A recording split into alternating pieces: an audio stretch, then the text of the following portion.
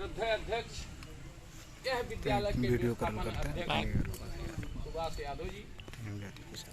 आज के यह कार्यक्रम के प्रमुख अतिथि शिक्षा तथा खेलकूद मंत्री वसीउद्दीन खान जी और मंत्रालय से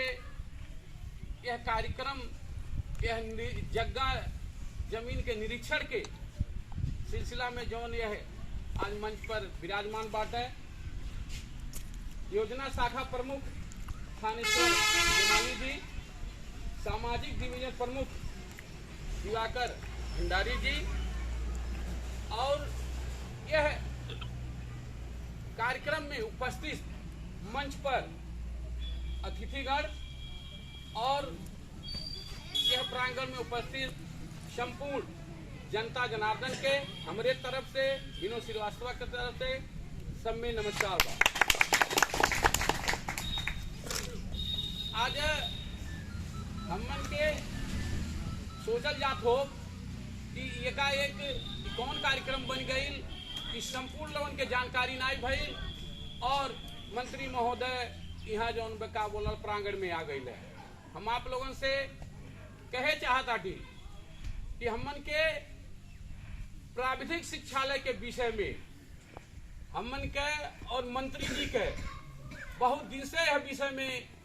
का बोलला बातचीत वार्ता चलत रहल।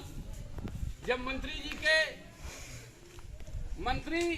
बनावे के समय में जब हमन के यह देश के गृह मंत्री बालकृष्ण खान के यहाँ गईल और हम रहली राजकुमार सिंह जी रहले और मित्र लोग रहले, तो वहाँ हमन के मंत्री जी से एक बाचा लिहल रहल गए कि आप अगर शिक्षा मंत्री भइल गए तो सबसे पहले आपके हमन के काम करे कि हमन के युवा 10 पढ़ के 12 पढ़ के ओकरे बाद उनके पढ़ाई आर्थिक रूप में, सामाजिक रूप में और पहुंच न भइल के नाते बीच में रुक जाला, जैसे ज्यादा युवा पलायन हो के का बोला विदेश में जाता है। तो हमन के वचन रहना कि अगर हम शिक्षा मंत्री भैली तो ये हम वचन देता थी कि आप लोगों के जो विचार बा जो आप लोग सुझाव दिया जाता है ओके मनन करके हम चारों गांव पालिका के बीच में एक जगह में बहु प्राविधिक शिक्षालय के हम का बोला व्यवस्था करब। वही सिलसिला में वही के क्रम में वह करी हो।